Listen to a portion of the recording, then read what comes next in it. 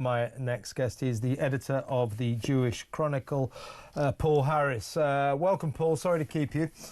Point of accuracy, I'm the editor of the Jewish Telegraph. Did I say, I did that again, didn't I? I'm really sorry.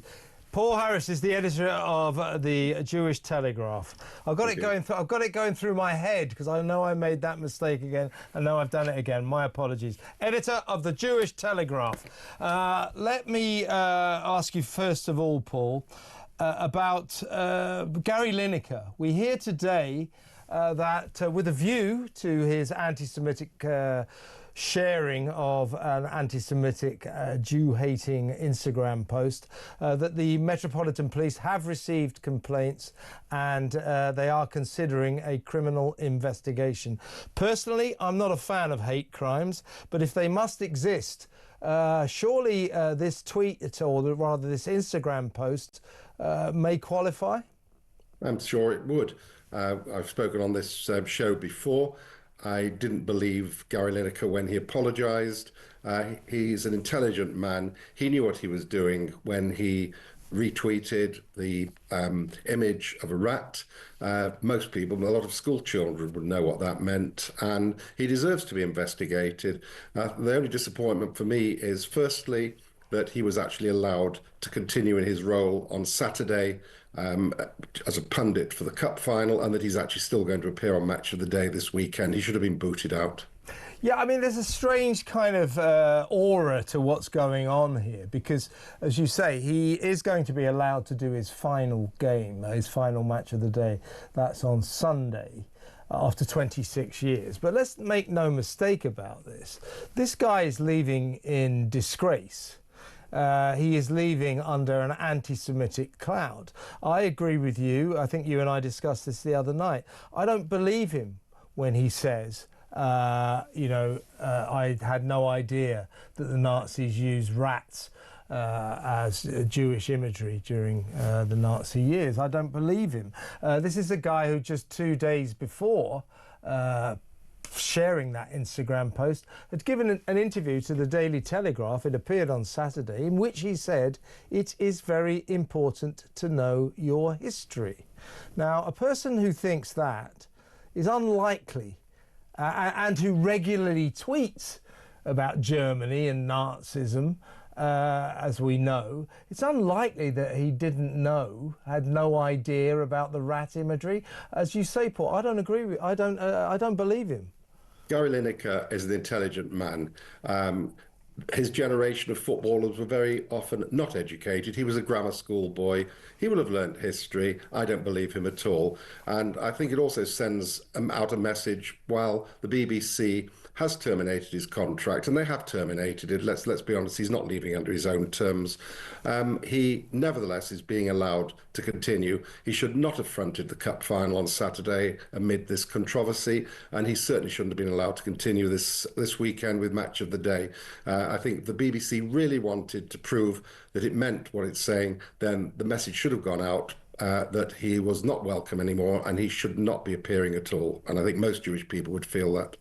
And some might conclude that his, I'll have to say, alleged anti-Semitism, although it seems fairly clear to me, was allowed to foster at an organisation, the BBC, which isn't known for its pro-Israel stance. Frankly, in some circles is a bit of a hotbed of anti-Semitism itself. So Gary Lineker's attitudes are tolerated, almost encouraged at the state broadcaster. Well, of course they would. I mean, Danny Cohen has told me in the past, he's told other people, and for those who don't know, Danny Cohen is a former head of BBC TV. He insists there is anti-Semitism coursing through the corridors of the BBC, and I think this is just another example of it. We have to say Gary Lineker is allegedly anti-Semitic, but we'll leave people to draw their own conclusions. He's got form when it comes to Israel. Many of his comments about what we must remember is a Jewish state border on the anti-Semitic. So, as I say, people can draw their own conclusions about Gary Lineker and his attitude to Jews in general. And of course, in this interview he gave to the Daily Telegraph, he said that silence on the horror of Gaza to maintain silence on the horror of Gaza means you're complicit in that horror. So what does that mean when it comes to his complete silence after October the 7th? He was completely silent then. So do we conclude that he was complicit in the horror of the October the 7th atrocity? Of course, it's blatantly hypocritical, isn't it? Why did he not speak out then? And it's pretty obvious that whether he's a supporter of Hamas, he certainly is not unsympathetic to what has happened. Otherwise, he would have spoken out. Surely, I mean, this was egregious. I mean, what a crime this was against humanity. This was terrorism at its worst. It was the worst single act of terrorism against Jews since the Holocaust. And yet Gary Lineker remains silent. Why? If he's so concerned about human rights and doing the right thing, which he obviously isn't. The man's a football pundit. He should shut up and continue just to do that and keep out of politics generally, and certainly this matter. He should certainly, I mean, everyone's entitled to their opinion, but if you're going to be so ignorant about the history of Nazism, imagery, etc., then yes, definitely wind your neck in. If you are well informed and intelligent on issues, then I don't think necessarily being a football pundit precludes you from talking out on issues. But this guy doesn't take the trouble to find things out. But the main point is that he is an employee of the BBC. Yeah. This is totally contrary to the BBC's own policies.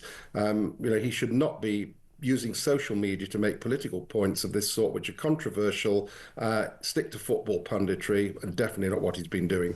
Absolutely. Can I also bring you, this sort of involves the BBC. I don't know if you're a Eurovision fan or if you watched the event on Saturday night. I didn't, I'll be honest with you, but I did check up on it when all of this came to light. Well, it was edited, but you could tell that some pretty revolting scenes were unfolding there. It was frankly a hotbed of anti-Semitism, the pro-Palestine sentiments being bellowed in that auditorium, spilled over into the kind of hatred that you and I know and don't love.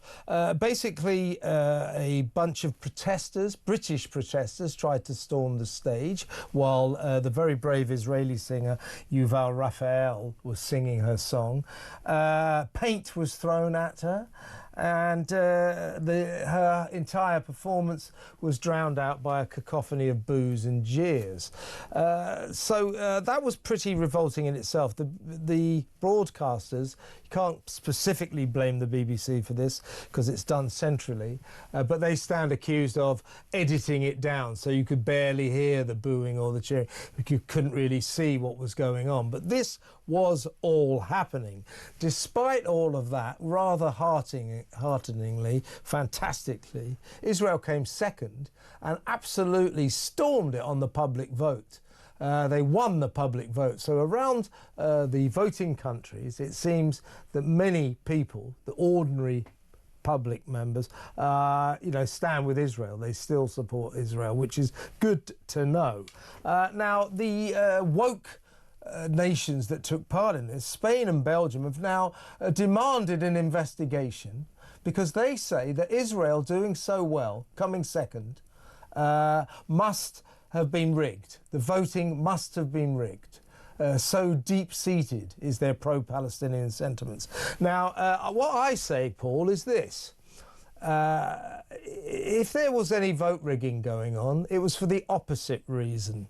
I suspect, and I have no compunction about accusing Eurovision of playing dirty tricks, because I know the way that organisation works. I suspect that it's possible that Israel could have won that competition, and yet the organisers, the last thing in the world they wanted was for Israel to win. In the end, they were pipped into second place by Austria, and Graham Norton, the BBC commentator host, made the point that you could almost sense the palpable sense of relief in the auditorium that next year's Eurovision Song Contest wouldn't have to be held in Tel Aviv. So if there's any chicanery going on, I reckon it's not to make Israel do better than they actually did. I think it's to make them do worse than they actually did.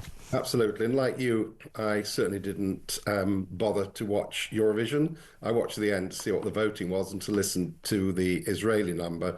I mean, frankly, most of the entries were what I describe as dross. Certainly not, as I remember it, from 40 or 50 years ago, and we actually had some decent songs. Israel reached the position that it did because the song was damn good. It was the favourite, and it was a really, really good song. Isn't it interesting, though, that Spain has taken this stand when Spain actually finished 24th, and the public voted Spain actually gave Israel full marks, 12 points.